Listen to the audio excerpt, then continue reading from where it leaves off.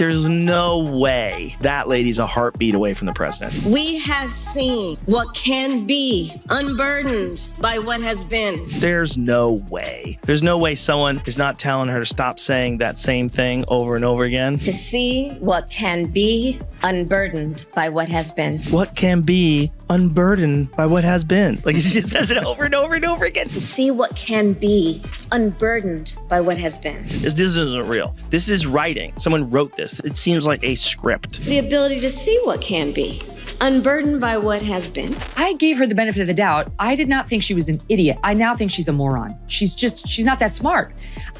Forgive me, I'm still one of those people who gets wooed by titles. I'm like, she was the Attorney General of the state of California. You know, like, how dumb could she be? Like, dumb. The answer is very, very dumb is the answer. And I've come to that conclusion just with my own eyes and ears from watching and listening to her. She cannot put two sentences together. I mean, the old man is actually losing his mental faculties. She's just not a smart person. And it concerns me because that's all we have in line of the Democratic side. Let's talk about Kamala Harris. Now, there's something truly bizarre about political situations where logic seems to take a back seat to sheer chaos. Imagine being told that someone who can't string a coherent sentence together is one heartbeat away from the most powerful position in the world. That's Kamala Harris for you folks. And trust me, this isn't some scripted joke. It's a reality show that nobody asked for, but we're all stuck watching.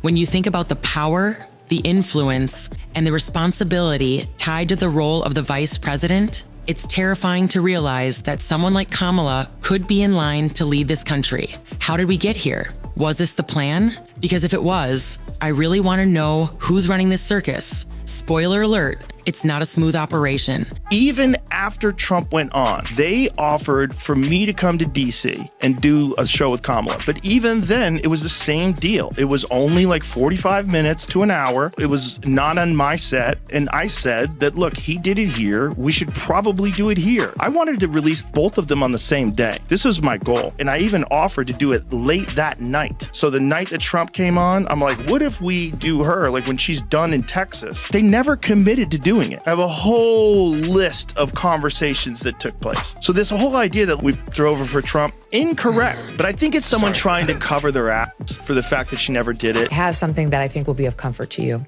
as a Californian, and that is Kamala Harris is gone, but she's not forgotten. And she went out to the LA wildfires as her first post-vice presidency act. I mean, she had a lovely profundity for those of you out there. I think this is really going to buoy your mood, Sasha. Just take a listen. Take a listen. Strangers who, in the face of that stranger, they see a neighbor. These are folks who understand the strength and the value of community, which is everyone coming together with a shared sense of purpose and identity as a community of people. What is she talking about? Nobody knows. What is she talking about? Now let's dig into the speech patterns of Kamala Harris for a second.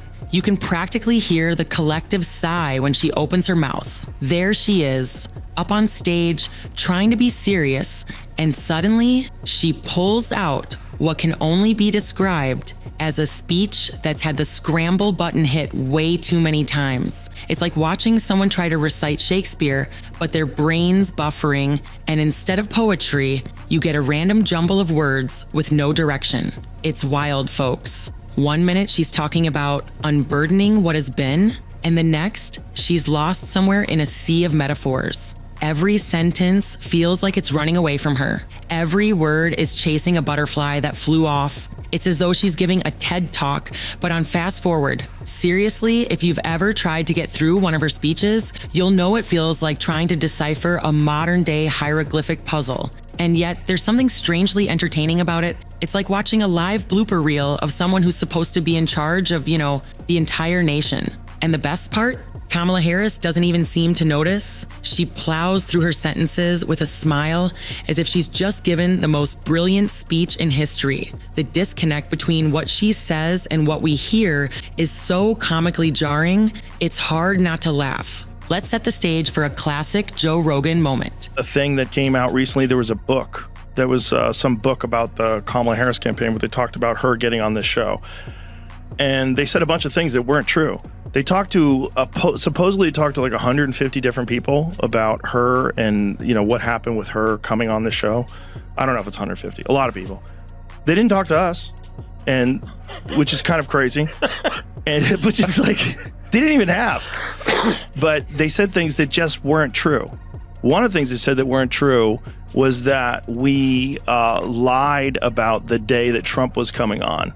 No, we just didn't tell you that Trump was coming on. Now, enter Joe Rogan. There's a moment on his podcast where Kamala's speech has him laughing so hard, he's practically choking on his elk jerky. And it's not that he's laughing at her, he's laughing with her, kind of. You see, he's convinced her confusing rhetoric is some kind of performance art. Like, we're not just listening to a politician, we're experiencing a political avant-garde show. The only problem, it's not intentional. Kamala's rhetoric feels like it was written by a malfunctioning AI. Joe Rogan is fully convinced that if ChatGPT were hired to do a political speech, it'd come out sounding less chaotic than Kamala's public speaking. This is the moment when Joe truly breaks it down, talking about how the speeches sound like someone hit the scramble button on her grammar and forgot to press stop.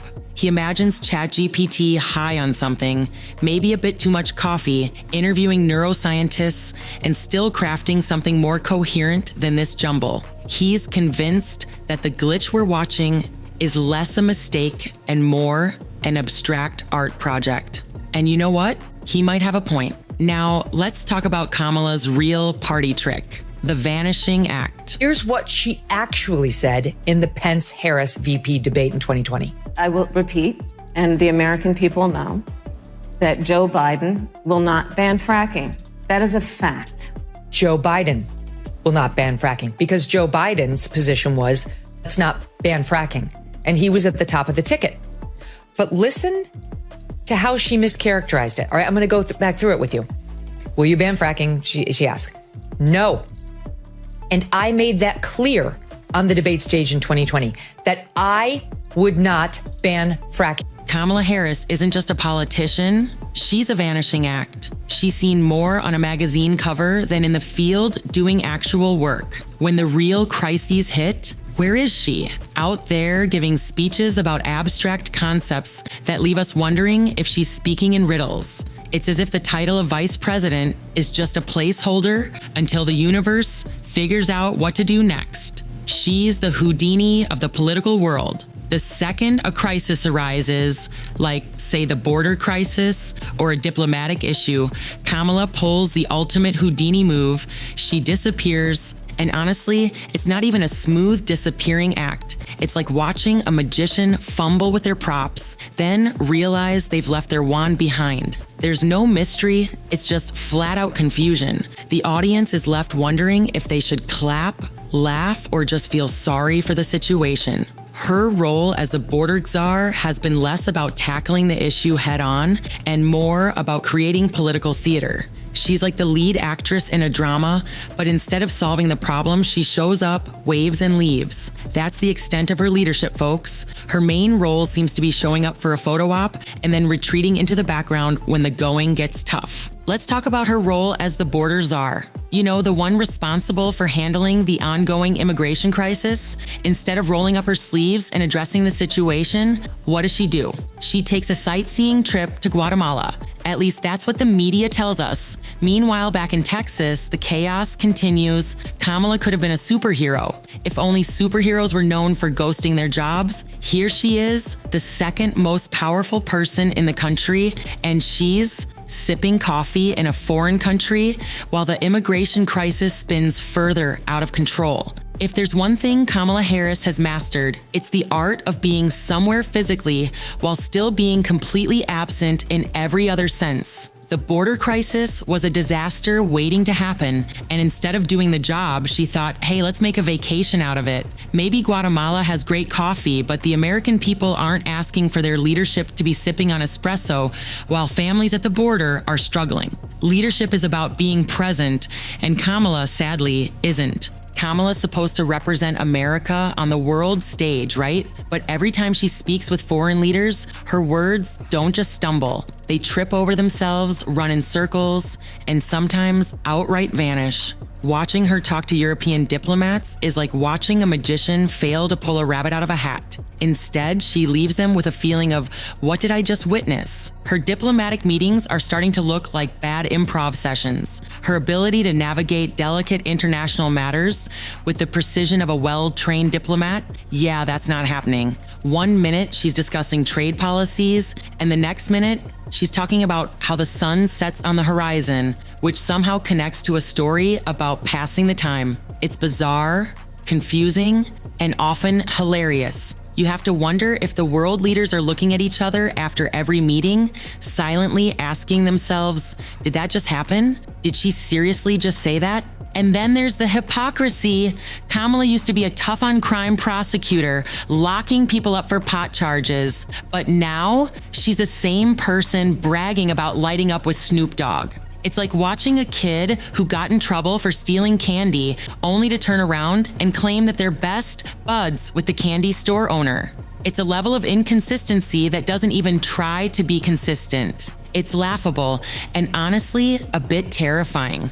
Kamala's stance on issues often looks like it's changing faster than the latest fashion trends. 1 minute, she's punishing people for smoking marijuana, and the next, she's proudly discussing her own weed-smoking days like it's some kind of badge of honor. How do you reconcile these two realities? How does she expect the public to take her seriously when she can't even take herself seriously? If Kamala were to run for president, imagine the campaign slogan. It's got to be something that captures the essence of her political career. How about words? We use them mostly. It's perfect. The promise? She'll string together a sentence at some point. If you're lucky, that sentence might even have a subject and a verb, but no guarantees. The slogan practically writes itself. Kamala Harris 2024, let's see what happens. Because at this point, that's what we're all doing. We're just sitting here, waiting to see what happens next. It's like being on a roller coaster that doesn't quite follow the track, but you're too invested to get off. But hey, if her campaign needs a slogan that gives the people what they want, this one definitely hits the mark. Remember that debate? The one where Kamala couldn't even clearly state Joe Biden's stance on fracking? Let's break it down. She looked like a contestant on Whose Line Is It Anyway? But with fewer laughs. She had no idea what she was talking about, and yet there she was, confidently flailing through a mess of contradictions. It's almost like a comedy routine, except it's real. Kamala's performance that night was a spectacle, and not in a good way. It was like watching someone struggle to play a game they've never practiced, and no matter how hard they try,